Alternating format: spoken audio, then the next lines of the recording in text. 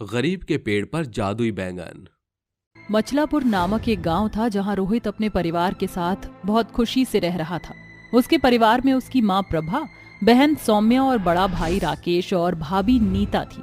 रोहित पेशे से किसानी करता था। वह कम पढ़ा लिखा भी था, पर उसका भाई राकेश, उसने शहर जाकर पढ़ाई की थी।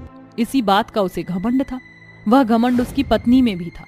रोहित अपने खेत में हल चलाकर तपती गर्मी में घर आया ही था कि रोटी बनाते हुए भाभी से कहता है, भाभी, मैं घर आ गया। आज बहुत गर्मी थी, थोड़ा सा पानी दे दीजिए। और खाने में क्या बनाया है? देवर जी, मैं आपकी नौकरानी नहीं हूँ, तो पानी आप खुद पी लीजिए। और खाना मैंने आपके लिए बनाया नहीं है। मैंने सिर्फ राकेश जी और माँ जी का ही खाना बनाया है। बाकी आप अपनी बहन का भी खुद बना लेना, मुझे और भी काम है। जब देखो भाभी भाभी करके नौकर बनाने का काम करवाता है। जी भाभी। थका हारा खेत से घर आकर रोहित पानी पीकर खुद चूल्हे पर टेढ़ी मेढ़ी रोटी बनाता है तो उसकी बहन कहती है, अरे भैया, आप ये क्या कर रहे हो? मैं बना देती हूँ खाना, आप वैसे भी थक चुके हो। वैसे भैया, भाभी इतनी बेरुखी क्यों करती हैं हमसे? घर के काम में भी हाथ भी नहीं बटाती, सिर्फ अपना काम करती हैं। कोई बात नहीं सौम्या, हम छोटे हैं। तभी सौम्या रोटी बनाकर अपने भाई को खिला देती है, जहां भाई भी उसे अपने हाथ से खाना खिलाता है। और घर की बड़ी बहू घमंडी होने के कारण आलसी भी थी। उसे किसी के जज्बातों से कोई मतलब नहीं था, सिर्फ अपने पति से मतलब रखती थी। कभी कभी तो सौम्या रोहित को वो यूं ही सुना दिया करती थी।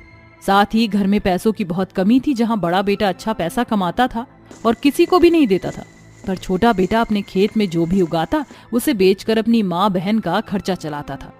पर एक दिन उसके खेत की सब्जी के पेड़ पौधे सब खराब हो गए, यहाँ तक कि पसंदीदा बैगन भी। ये देखकर रोहित अपनी माँ की गोद में सर रखकर कहता है, माँ, मैंने इतनी मेहनत करी थी, इसके बावजूद मेरे खेत में सारी फसल बर्बाद हो गई। अब मेरे पास पैसे भी नहीं है, क्या होगा? चिंता मत कर बेटा, तेरा बड़े भाई पैसे वाला है, उससे पैसे मांग ले और खेत में दोबारा खेती कर, क्या पता कुछ अच्छा हो जाए। मुझे नहीं लगता कि बड़े भैया पैसे देंगे, पर एक बार कहकर जरूर देखूंगा। आखिर सौम्या की शादी का खर्चा भी तो मेरे कंधों पर है, क्योंकि भाई ने पहले ही इनकार कर दिया। ये बोलकर रोहित अपने बड़े भाई राकेश के पास जाकर पैसे मांगता है। तभी वह तेवर दिखाकर कहता है, क्या बोला तुमने? मैं तुम्हें तुम्हारे खेत में उन पेड़ पौधों के लिए पैसे दूं? बिल्कुल नहीं। देखा, अगर आज तुम मेरी तरह पढ़ लेता तो गवार नहीं होता। खैर, मैं किसी को एक फूटी कौड़ी नहीं दूंगा, और मैं यहाँ रहूंगा भी नहीं अब तुम जैसे गंवार लोगों के साथ। मैं और मेरी पत्नी शहर में रहकर शहर के तौर तरीके से जिएंगे। भैया, आप जा रहे हैं? आप जानते हैं माँ की तबीयत बिगड़ी हुई है। फिर भी मुझे कुछ नहीं पता, सब तुम ही करो, मैं तो चला। अगले 2 दिन में ही राकेश अपना सामान बांधकर पत्नी के साथ शहर की ओर रवाना हो जाता है। वहीं दूसरी ओर घर के खर्चे, माँ की दवाई, बहन की शादी को लेकर रोहित के मन में बहुत कुछ चल रहा था, क्योंकि कमाई का जरिया ठप हो गया था। वह दूसरी जगह काम भी करता है तो लोगों से काफी कुछ उल्टा सीधा सुनने को मिलता है। अपनी माँ बहन के पेट को पालने के लिए वह लोगों की सुनता है, फिर एक बार काम से निकाल दिया जाता है। ऐसे में परेशान होकर वह अपने उजड़े हुए खेत में जाता है, जहाँ उसके सारे पेड़ पौधे तहस नहस हो रखे थे। हे भगवान, आपने मेरे साथ ऐसा क्यों किया? इतनी परिश्रम के बाद भी मुझे सफलता नहीं मिली, न मेरी नौकरी रही। अब मैं अपने परिवार का ख्याल कैसे रखूंगा? उसके रोते हुए आंसू जमीन पर पड़ रहे थे। तभी जमीन से 2 जड़ निकलती हैं। एक बड़े से पेड़ का रूप ले लेती हैं, जो कि बैंगन का पेड़ होता है। दूसरी जड़ रोहित के पैर को पकड़ लेती है। तभी रोहित का ध्यान जाता है, ये क्या? मेरे पैर में ये जड़ कैसे बन गई? अरे अरे अरे, इसकी जड़ तो कहीं जा रही है, जरा देखता हूं मैं। अपने पैरों में से वो जैसे जैसे जड़ निकालता है और धीरे धीरे उस जड़ की पहुंच तक पहुंचता है, तो सामने देखता है कि उसके खेत में एक बड़े से बैंगन का पेड़ है, जिसे देखकर वो कहता है, अरे, मेरे खेत में सब कुछ उजड़ गया था, ये इतना बड़ा पेड़ कैसे आया? और इस पर तो बहुत सारे बैंगन भी हैं। रोहित चमचमाते बैंगन को देखकर 2 बैंगन तोड़ता है, जिसके तोड़ते ही वहां 2 नए बैंगन आ जाते हैं और अचंभित होकर कहता है, अरे बाप रे बाप, ये क्या? बैंगन तोड़ने के बाद दोबारा बैंगन आ गए? कहीं ये जादुई बैंगन का पेड़ तो नहीं है? तभी जादुई बैंगन पेड़ खुशी से झूम कर कहता है, तुमने बिल्कुल ठीक पहचाना, मैं एक जादुई बैंगन का पेड़ हूँ। तुम इतने हताश परेशान थे कि तुम्हारे आंसुओं से मैं पिघल गया और मेरी जड़ जमीन से निकलकर एक बड़े जादुई बैंगन के पेड़ में तब्दील हो गई। अब तुम जितने मर्जी चाहो इस बैंगन को तोड़ सकते हो, ये कभी खत्म नहीं होंगे, न खराब होंगे। इन्हें बेचकर तुम अपने घर की सारी स्थिति ठीक कर सकते हो। अरे सच में? मुझे तो यकीन ही नहीं हो रहा। मेरी मदद करने के लिए बहुत बहुत शुक्रिया। फिर रोहित जादुई बैंगन को तोड़कर अपने गमछे में रखता है। तभी पेड़ पर और बैंगन आ जाते हैं। जादुई बैंगन पेड़ का शुक्रिया अदा करके वो घर पर बैंगन ले जाता है। ये देखकर माँ और बहन कहती हैं, भैया इतने सारे बैंगन कहाँ से लाए? तुम पर तो पैसे नहीं थे। हाँ बेटा, बताना, अभी तक तो तेरे हाथ खाली थे, अचानक कैसे भर गए? माँ ये समझ लो भगवान ने हमारी सुन ली। मेरे खेत में जादुई बैंगन का पेड़ उगा है, जिससे अब हम अच्छी जिंदगी काटेंगे।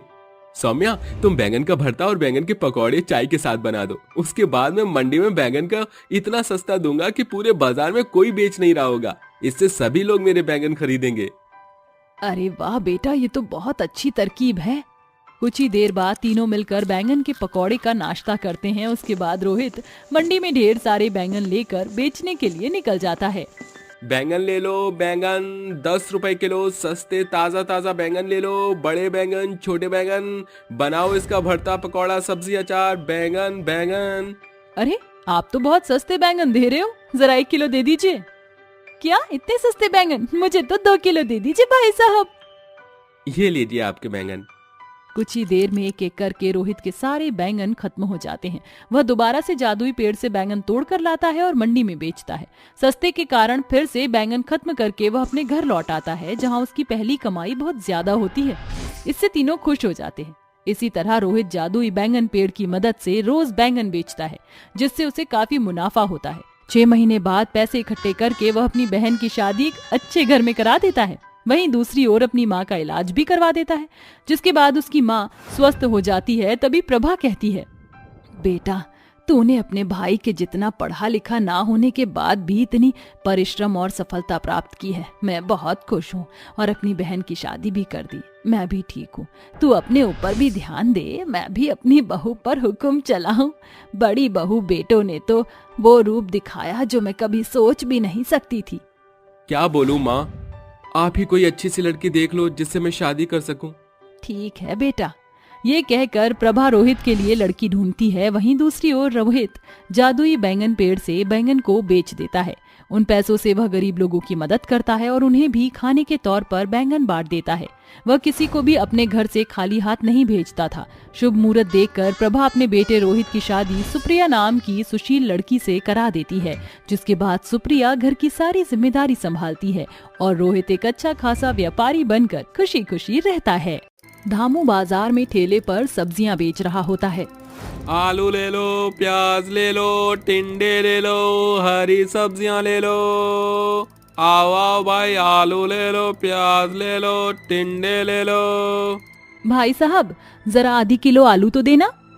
हाँ हाँ बहन जी, ये लीजिए, अभी के अभी तोल देता हूँ। धामू आधी किलो आलू तौल देता है और उस औरत को दे देता है, जिसके बाद वह बाजार में ठेले को यहाँ से वहाँ ले जाकर लोगों को सब्जियां बेचता रहता है। इसी प्रकार उसका रोजमर्रा का खर्चा चल रहा था। शाम होते होते धामू कमाए हुए पैसों में से कुछ दवाइयां खरीदता है और घर को लौटने लगता है। अरे भाई, रात हो गई है, मेरी पत्नी और मेरे बच्चे मेरा इंतजार कर रहे होंगे।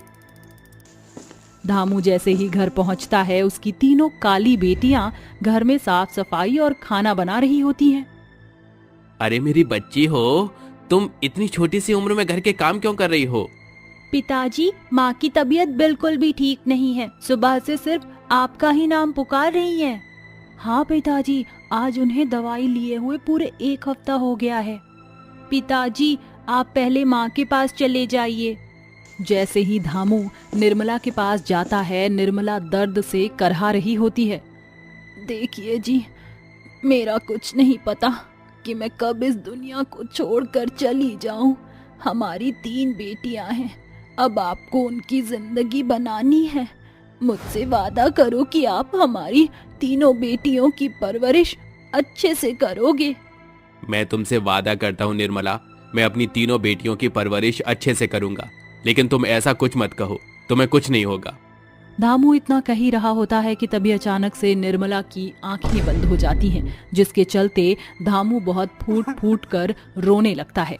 धामू अपनी पत्नी निर्मला का अंतिम संस्कार कर देता है, जिसके बाद वह सब्जी बेचकर अपनी तीनों बेटियों को पढ़ाने लिखाने का काम शुरू कर देता है। मेरी बेटियों, मैं चाहता हूँ कि तुम अपनी माँ का सपना पूरा करो और पढ़ लिख कर कुछ बनो। मैं तुम्हें किसी काबिल देखना चाहता हूँ। उस दिन के बाद से धामू दिन रात मेहनत करता है और सब्जी बेचने के साथ साथ वह एक फैक्ट्री में काम करना भी शुरू कर देता है। देखते ही देखते कुछ समय बीतने लगता है, जिसके चलते उसकी बेटियां शादी के लायक बड़ी हो जाती हैं। एक दिन धामू फैक्ट्री में काम कर रहा होता है। जिस मशीन में धामू काम कर रहा था, अचानक से वह मशीन खराब हो जाती है और धामू के दोनों हाथ उस मशीन के अंदर आ जाते हैं, जिसके चलते वह बेचारा अपाहिज हो जाता है। पिताजी, पिताजी, ये क्या हो गया आपके हाथों को? पिताजी, ये सब कैसे हुआ और किसने किया?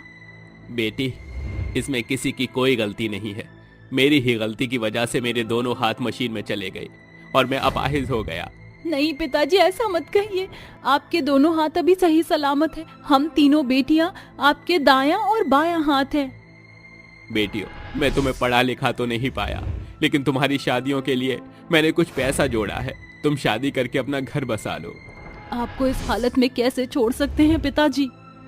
अरे बिटिया, बेटी तो पराया धन होती है। एक ना एक दिन तो उन्हें जाना ही होता है। तू क्यों चिंता करती है मेरी बच्ची? धामू की तीनों बेटियां उसकी बातें सुनकर रोने लगती हैं, जिसके बाद बेचारा अपाहिज धामू अपनी तीनों बेटियों के लिए रिश्ते ढूंढना शुरू कर देता है। लेकिन कई कोशिशों के बाद भी उसे अपनी बेटियों के लिए कोई अच्छा रिश्ता नहीं मिल पाता, क्योंकि उसकी बेटियों का रंग सांवला था। अरे भाई साहब, क्या बताएं तुम्हें, आजकल कोई भी काली या सांवली लड़कियों से शादी नहीं करना चाहता। सबको तो अपने घर में गोरी बहू चाहिए। जैसे पंडित जी, मैं अपनी तीनों बेटियों की शादी अच्छे घर में करना चाहता हूँ। उसके चलते मुझे जितना दहेज देना होगा मैं वो भी दे दूंगा। अच्छा, ऐसी बात है? तो फिर ये देखो, ये 3 लड़के तीनों भाई हैं और अच्छे घर से हैं। तीनों खुद की कंपनी चला रहे हैं। धामू को वह तीनों लड़के पसंद आ जाते हैं। पंडित जी, मुझे रिश्ता मंजूर है। जितनी जल्दी हो सके इन लड़कों से मेरी तीनों बेटियों की शादी की बातचीत आगे बढ़ाओ। लेकिन याद रहे, दहेज में पूरा 5 तोला सोना और घर का सारा सामान और तीनों दामादों को गाड़ियां देनी होगी। धामू दहेज के लिए तैयार हो जाता है, जिसके बाद वह उन तीनों लड़कों से अपनी तीनों बेटियों की शादी कर देता है। शादी के बाद जब वह तीनों अपने ससुराल में आती हैं, तो घर पर आए हुए मेहमान उन्हें देखकर कहते हैं, अरे जरा देखो तो सही, विमला की बहू कितने सांवले रंगत और काले चेहरे वाली है। हाँ बहन, तुम सही कहती हो। ऊंची दुकान, बेके पकवान। जितने ये अमीर हैं उतनी ही इनकी बहू काली है। तभी वहाँ विमला आ जाती है। मैं बहुत देर से सोच रही थी कि पूरी पार्टी में ऐसे लोग कहाँ चले गए जो अपने मनोरंजन के लिए लोगों का मजाक उड़ाते हैं। देखा, मैंने तुम्हें ढूंढ लिया। तो मेरी बहुओं का मजाक उड़ाकर तुम्हें कैसा लगा? हमने तो वही कहा जो सच है। अच्छा, ऐसी बात है तो फिर तुम काली क्यों हो? अरे काला होना कोई पाप नहीं है। ये तो ऊपर वाले ने ही 2 रंग बनाए हैं और मुझे तो मेरी बहू बहुत सुंदर लगती है। विमला की बात के आगे कोई कुछ नहीं कह पाता। वहीं विमला की तीनों बहू ये सब सुनकर बहुत खुश होती हैं।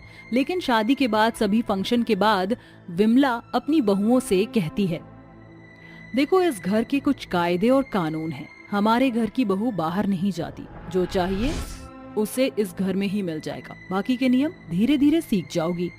ये कहकर वो वहाँ से चली जाती है। अरे, मुझे तो लगा था कि हमारी सास बहुत अच्छी हैं, लेकिन ये तो बहुत सख्त हैं। लेकिन हम तीनों को अपनी माँ का और अपने पिता का सपना भी तो पूरा करना है, और उसके लिए हमें पढ़ाई के साथ साथ बाहर भी जाना होगा। ये सब कैसे होगा? तीनों बहनों को अपनी माँ का सपना पूरा करना था, जिसके चलते वो अपने ही घर में छुप छुप कर पढ़ाई शुरू कर देती हैं। जब रात के समय घर के सभी सदस्य सो जाते हैं, तब तीनों बहनें अपनी किताब निकाल कर पढ़ाई शुरू कर देती हैं। देखते ही देखते वह तीनों बहनें पढ़ाई करके कुछ न कुछ बन जाती हैं। निशा डॉक्टर की पढ़ाई पूरी कर लेती है, आयशा वकील की और राधा कलेक्टर की। जिसके बाद वह तीनों अपने पिता के पास जाती हैं। पिताजी, देखो, मैं वकील बन गई और मैं कलेक्टर बन गई। देखो पिताजी, मैं भी डॉक्टर बन गई। आपका सपना हम तीनों बहनों ने पूरा कर दिया। आज तो सच में तुम तीनों ने मिलकर मेरा नाम रोशन कर दिया। तुम्हारी माँ यह देखकर बहुत खुश हुई होगी। तभी वहां अचानक से विमला अपनी कुछ बिगड़ैल सहेलियों को लेकर पहुंच जाती है, जिसे देखकर निशा, आयशा और राधा तीनों बहुत डर जाती हैं। माफ कर दीजिए माँ जी, हम अपने पिताजी का सपना पूरा करना चाहते थे, इसलिए हमने पढ़ाई की। अरे बहू, तुम क्यों माफी मांग रही हो? माफी मांगने के लिए तो मैं इन्हें लेकर आई हूँ।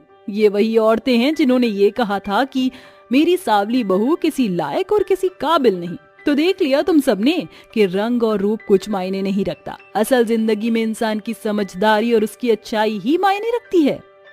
हाँ विमला, तुम सही कहती हो, हमें माफ कर दो। हमें तुम्हारी बहुओं के बारे में ऐसा नहीं कहना चाहिए था।